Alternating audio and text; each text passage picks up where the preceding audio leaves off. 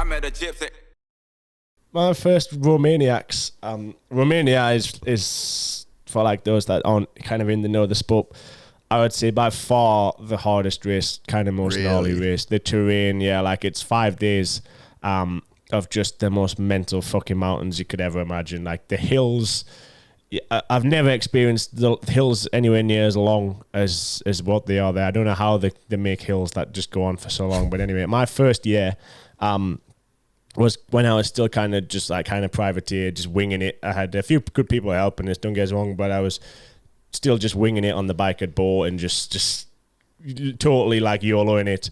And didn't have a clue what I was doing, didn't have a clue what to expect. I'd done Erzberg earlier that year and it came 5th, starting from the second row. So I was like pretty confident, like thinking, yeah, I've got this hard enduro shit figured out. Like, it can't be that difficult. I've just come 5th, starting from the second row. Like, yeah, I had reasonable levels of confidence. Then went into this race, which was like real mountains. The first time I'd ever rid in the mountains, like properly. In just the first day, just blew my mind down. Just like, I got to the service point, which is about halfway. I think it took like 4 hours to get there. And I'm just like, said to my dad and the guys, I was just like, what the fuck is this? Like, you can't ride bikes for this long.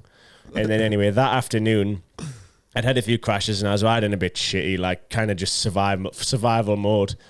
Ended up crashing off the track. It was on, not even on a particularly difficult section. There was like a fallen down tree which I'd hit and it kicked us a little bit. Ended up going off the track, and like pretty like not far off the main line, but like in like loose shaly rocks. Thinking like, oh, this isn't ideal. So I tried to kind of traverse across the hill and kind of make my way back onto the main line, and then these rocks just set off like an avalanche and just slid for probably like 50 meters, just like in this rock avalanche, just like, whoa, and then eventually stopped. And I'm like now like 50 meters down from the track, thinking there's no chance I'm getting back up there, so I'll head down. And it went into like a bit of a stream and followed it all the way down. I'm like, just at this point not even worried about finding the track anymore.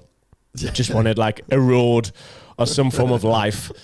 Heading down, it turned into a bit of a stream, got quite steep in a few sections. Like, had to carry my bike down a few of the bits, and then eventually gets to the bottom and it's just a lake, nothing else. Like a cliff, a straight up probably 20 meter cliff on the left side, and then the right side was like a bank, but the same shale which I just kind of slid down. So I was just like, I'm fucked. I'm literally like at this lake. Didn't have a clue where to go. Like, stuck. Called the rescue number. Like, I've gone off the track here. Like, you have like 2 GPSs which kind of tell you where the track goes. So I give them my coordinates or whatever. Luckily, I had phone signal and like it wasn't raining. It was like pretty good weather.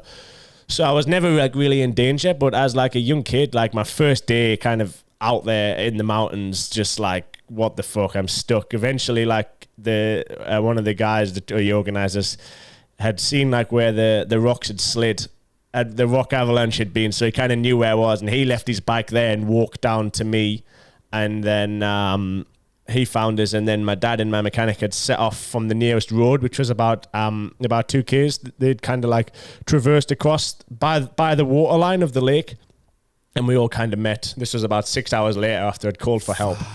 So I'd just been laid there, wrapped in my emergency blanket, just kind of like trying to sleep or trying to just like pass the time away. They'd arrived like 6 hours later and we just kind of like carried my bike across the side of this lake back to the van. And that was my first day of, I'd say like a real hard enduro, like the gnarly ones. That was my first day. Got back to the paddock at like 10:30, woke up at 4 the next morning and got made. Well, I didn't get made, but I wanted to start the next day. I thought, if this is what I want to do, I've got to get every ounce of experience I can from this week that I'm here. Obviously, like, I DNF the first day, so you get one chance of a DNF and you can start the next day. And if you DNF again, you can't continue. So I thought, I need to get every, if this is what I want to do and when I want to be successful, I need to get every ounce of experience I can from this week. So woke up at 4 the next morning and set off into the mountains again for another day of struggle. Fuck, that is too much, Billy. But yeah, for like the first day, it was an eye opener, that's for sure. I'm just like, well, this is a different world to the trials world, put it that way. Oh, and like, I just can't even imagine the head noise that you would have been dealing with. It was weird. It went just before it all happened, I was obviously like my usual younger self, just full of rage and just so angry at myself for riding so shit. And then 15 minutes later, you realize I'm in a pretty gnarly situation now. Like, this is dangerous. Like, I'm stuck in like in the middle of nowhere. Literally, a lake was in front of us. And at one point, they were trying to find like a boat to come and rescue us on because they thought that was going to be the easiest method. Just set off this boat across from the other side of the lake, because I could get down to the shore. But obviously, then there was no way. It was like cliffs either side if I got down to the shore. So that was talk of, and like I say, just the most bizarre feelings ever. And you just like, this is a gnarly world that I'm in now. Like, I've got to man up, and that's it. That is still the race I struggle with. The last 2 years I've been there, I've made big improvements, and I've actually fourth's my best result there, but I've won individual days and I've won stages and stuff like that, and like made big improvements riding like in the mountains and stuff like that the last couple of years. But it's took a lot of work. Like, I spent quite a bit of time in Italy at the beginning of last year just riding mountains and trying to harden up, because coming from the city in the UK, we don't have any mountains to ride in, and it's definitely a different world to what I was used to. What's the process of getting better at that shit? It's hard work. Like, for me, and especially like the speeds that and the intensity we're riding at in them situations as well. Like, we'll be like switchbacking, like zigzagging up a mountainside, like literally as hard as you can, as fast as possible. Like, not even taking a second every time we do like a pivot turn. Just, but I think just being in there, like, it's difficult to comprehend kind of how steep stuff is. So just, yeah, being amongst being in the mountains and riding the super steep kind of gnarly terrain, kind of long days. It's difficult. In England and in the UK, we don't really have any big areas which is like legally allowed to ride bikes in. So everywhere you go to train, for some races it's really good. You have to make like a short lap and just pound out like an hour moto or something like that, which is super intense. In that, so for some areas really good, but for just the long kind of 6-7 hour days of shit, just grinding it out, it's so difficult to replicate. So just being out in places where you, like I say, some uphills can be like 30 minutes, 40 minutes long, just the same uphill. So kind of just being in that situation, and I spent quite a bit of time with Manny, who was obviously second in the championship, who I battled with last year, and he's probably the best at riding that kind of stuff. He's from Germany, like lives in the mountains, obviously spend all his life kind of in there, and we just guard, and just long days we take like some saws or whatever, just to, not that we cut down trees or destroy nature or anything, but it's just often handy to have them there.